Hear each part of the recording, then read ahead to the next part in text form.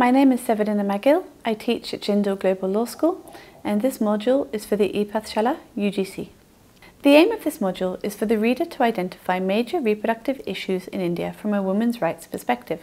It also engages the reader with the key provisions of existing laws, regulations and schemes with regard to different reproductive rights issues. Finally, it helps in acquiring knowledge of and understanding major judgments by the Indian courts in the field of reproductive rights. In 2015, the final year for achieving the targets set in the UN Millennium Development Goals, or MDGs for short, India accounted for 45,000 maternal deaths. This was second only to Nigeria. Though India's maternal mortality rate, or MMR, has decreased over the years, today 5 women still die every hour from largely preventable causes. Causes that contribute to preventable deaths can be attributed to nutrition, a lack of public healthcare infrastructure, for example institutional deliveries and obstetric care, and unhygienic conditions in hospitals. While maternal mortality is one of the primary developmental concerns in India, reproductive rights issues are not limited to the prevention of maternal deaths and securing a right to survive pregnancy. Beyond maternal death, India's healthcare system and public healthcare officials routinely deny women control over their bodies. Since the year 2010, India has witnessed numerous scandals involving mass hysterectomies and forced sterilizations through coercive measures. Active control over reproductive choices is denied to women across the country through restrictive abortion laws, barriers to accessing contraceptives, as well as the prevalence of female sterilization, child marriage, and a lack of effective maternity leave for women in the informal sectors. The Cairo Conference on International Population and Development, hereinafter the ICPD, in 1994, issued a comprehensive definition of reproductive rights. This module will be relying upon this definition. It states, reproductive rights rest on the recognition of the basic right of all couples and individuals to decide freely and responsibly the number, spacing, and timing of their children, and to have the information and means to do so, and the right to attain the highest available standard of sexual and reproductive health. They also include the right of all to make decisions concerning reproduction free from discrimination, coercion, and violence. This definition of reproductive rights places the emphasis on women's capacity alone or with her partner to make reproductive choices. In doing so, it also emphasizes the role that law can and has played to enable women's reproductive autonomy as a right. The role of law in this area of reproductive rights becomes evident when we consider the plethora of judgments and legal actions exercised by women to claim their rights from the state or to seek redress for alleged violations. Law has led the Supreme Court of India to hold that the right to life and personal liberty under Article 21 of the Constitution contained reproductive rights as part of the concept of personal liberty, the right to health, as well as the right to dignity.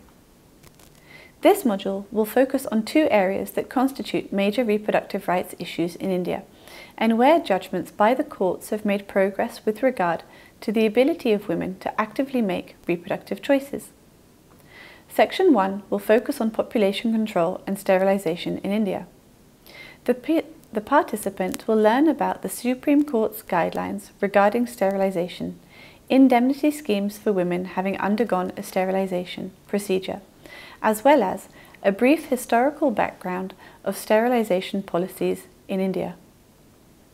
Section 2 will focus on an area that is closely related to population control, access to contraceptives. Here, we will identify current trends in contraceptive use in India through the National Family Planning Health Survey, and we will examine India's policy regarding access to contraceptive services from a rights-based perspective. This section gives a brief overview of the history of population control in India before examining judgments by the Supreme Court of India regarding sterilizations. The section will also give an overview of the Family Planning Indemnity Scheme. A brief history of family planning and sterilization policies is explained hereinafter.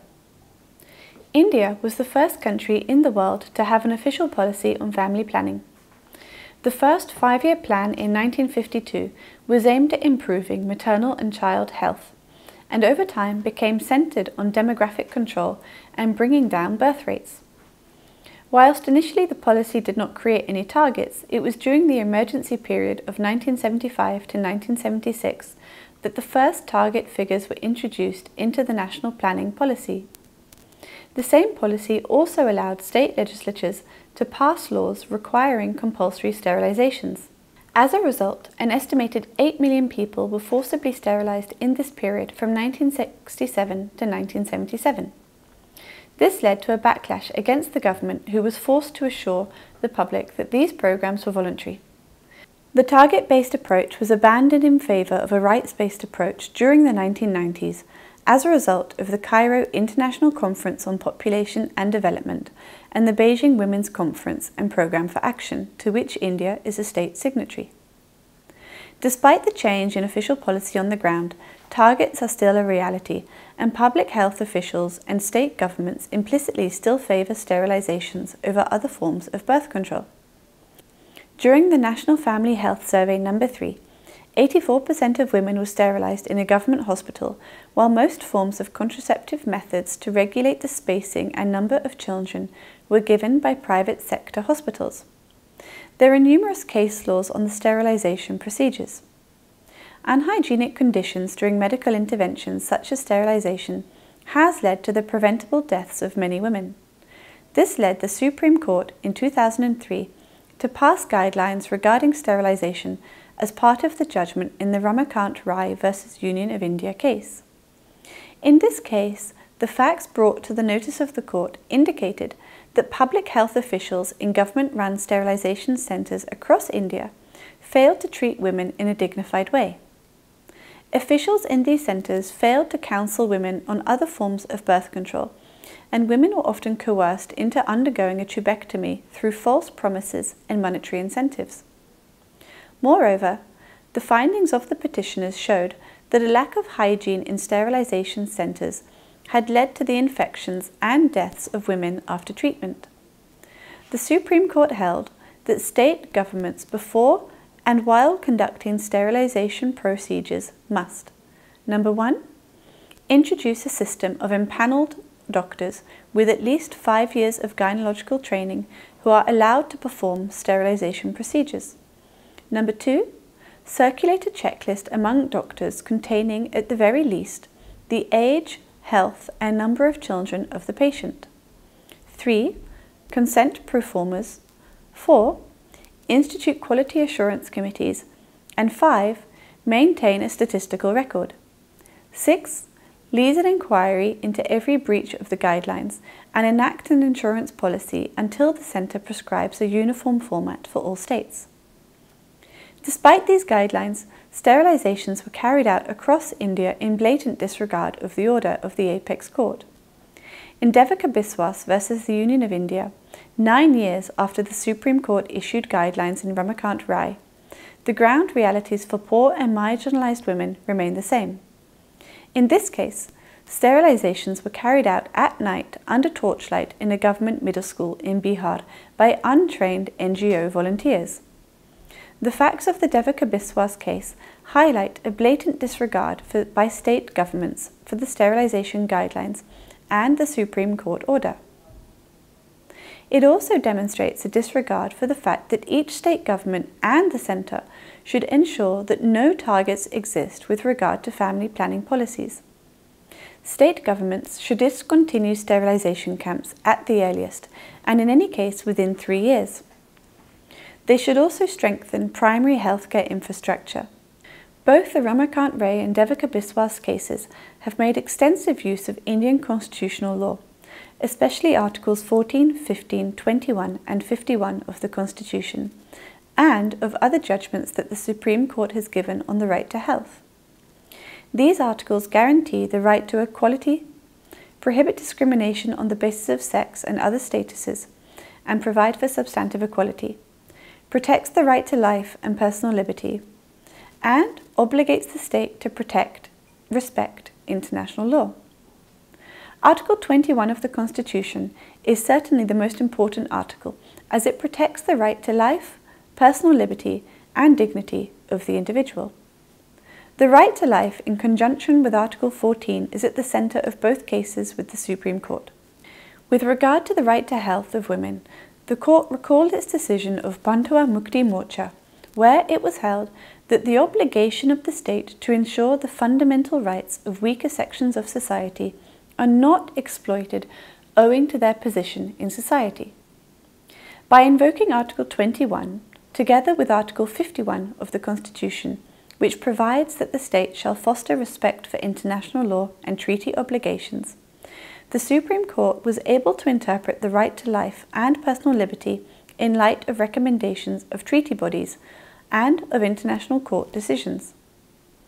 In Devaka Biswas, for example, the Apex Court relied on the recommendations made by the CEDAW Committee in the case of AS versus Hungary to hold that the time given to women to consider their decision to undergo a sterilization procedure was insufficient, and that the idea of targets and incentives for doctors are incompatible with the idea of free and informed consent. The following section will put forth the government schemes in existence. The Family Planning Indemnity Scheme, like its precursor, the National Population Policy from 2000, aims to improve the quality of services with regard to family planning. The scheme incorporates the guidelines laid down by the Supreme Court in Ramakant Rai, and its main purpose is to compensate women who undergo sterilization procedures, as well as doctors, in public and private healthcare institutions. The methodology followed by the scheme is to divide states into high-focus and non-high-focus states, and fix compensation rates according to the type of procedure and the nature of the state, high or non-high-focus states. Compensation for death following a sterilization is also categorized into two categories, depending on the time passed between the sterilization and the death. 1 lakh rupees for death following the procedure should be given, and 30,000 rupees for death within 8 to 30 days of the procedure should be given, or 20,000 rupees each for the failure of or complication arising from a sterilization. Compliance with the scheme is monitored by the central and state monitoring committees on a monthly and quarterly basis. A state nodal officer of the State Ministry of Health is charged with reviewing all pending matters regarding pending claims. The scheme is monitored by a national nodal officer who reviews matters relating to the scheme on a half-yearly basis. The Family Planning Indemnity Scheme has, however, been criticised for a number of reasons, and fact-finding committees by civil society organisations have shown that there is a gap between the theoretical setup of the scheme and its actual implementation. In practice, sterilizations have been denied to women who have only had girls, and public health officials deem a family complete only if at least one child is a boy. As a result, the choice of the woman is disregarded, and the use of post-placental intrauterine contraceptive devices is recommended. This section will first examine statistics and schemes on access to contraception before detailing rules and regulations regarding access to contraception. Access to contraception methods is closely linked to the problem of coercive sterilization policies. In order to fully make use of their right to reproductive choices, access to contraception, information about different types of contraception, and related medical care must be available to women. The National Family Health Survey No. 3 shows that the policies of the Indian government are ineffective, as only 56% of married women in the age group of 15 to 49 years currently use any form of contraception. The National Family Health Survey No. 4 indicates that over a period of time of 10 years, the percentage of married women in the same age group who use contraception has decreased by 3.2%. Sterilizations are by far the most common form of contraception, and over a 10-year period from NFHS3 to NFHS4, marginal decreases of 1.3% for female sterilizations and 0.7% for male sterilizations have taken place. Condom and contraceptive pill usage have also made small increments, This decrease in contraceptive use is occurring despite modern contraceptive methods being listed in the National List of Essential Medicines. This lists those medicines that the National Rural Health Mission has to have in stock. Moreover, contraception and counselling on the various types available to women is an integral part of the National Rural Health Scheme, which provides 2 schemes that women can avail of: delivery of contraceptives by an ASHA worker at the doorstep, or utilising services of ASHAs for ensuring spacing in birth. Research and fact-finding by civil society has shown, however, that the quality of government contraceptive services is poor, and that women have limited access to contraceptive information and education. This results in serious misconceptions about contraception and deprives women of the ability to make fully informed decisions about their reproductive health care and contraceptive methods. Legal actions to improve access to contraceptives by civil society have been met with reluctance by the courts. The Punjab High Court in Himat Mahila Samuh versus the Union of India refused to issue an order stating that the various steps taken by the government were sufficient since the fertility rate had decreased over the years. This order came despite evidence to the contrary by the petitioners. Among many things, the fact-finding conducted by the petitioners revealed that the state of Haryana had emphasised sterilizations over contraception, and that access to contraceptive methods and services was of poor quality and of limited availability. For example, the study showed that only 2 out of 91 pharmacies, 2%, had stocked diaphragms and female condoms in the past, and that ASHA workers were insufficiently trained, with 5 out of 17 interviewees indicating that they had not received training on contraceptive methods. Moreover, the finding of the court is inconsistent with recent statistical data that shows that contraceptive use among married women in the age group of 15 to 49 years has only marginally increased. Further, the lack of contraceptive access has been repeatedly criticised by international bodies such as the CEDAW Committee. The committee in this regard has noted that during the consideration of India's 5th and 6th periodic report, it is concerned about the limited availability and accessibility of modern forms of contraception, including emergency contraception to prevent unplanned pregnancies, the lack of information and education on reproductive sexual health, and problems for women in trying to access contraceptives has resulted in a panoply of undesirable public health outcomes. First of all, barriers in accessing contraceptives, as well as the non-use of male condoms, results in a high use of emergency contraceptive pills among unmarried women who are sexually active. Emergency contraception is not intended to be used in lieu of regular contraceptive methods and, unlike male condoms, do not protect the user from sexually transmitted infections. Secondly, inability to access contraceptive methods results in higher abortion figures and, importantly, higher unsafe abortions. India's legal framework and public health policy regarding medical abortions will be discussed in a separate module. This section concludes the module and states that reproductive rights that empower women by giving them control over their bodies and the ability to make informed choices are today much clearer than at the beginning of reproductive rights litigation and advocacy in the early 2000s. Judicial interventions and advocacy efforts have led courts and the government alike to a certain extent to enforce fundamental rights that dignify women, amend existing policies as can be seen through the 2 issues examined above. However, there's a lot of ground that remains to be covered, as can be seen from Section 2 of this module, and ensuring that women have better access to contraceptive methods and birth control remains as important as ever. Barriers in the access to contraception are twofold, and only the legal side of the issues has been explored here. Another barrier is societal acceptance of female contraceptive use, a view that necessarily needs to be changed as much as the legal framework. This needs to happen to ensure that women are able to enjoy the full spectrum of rights inherent to and afforded to them by the Indian Constitution and international human rights law.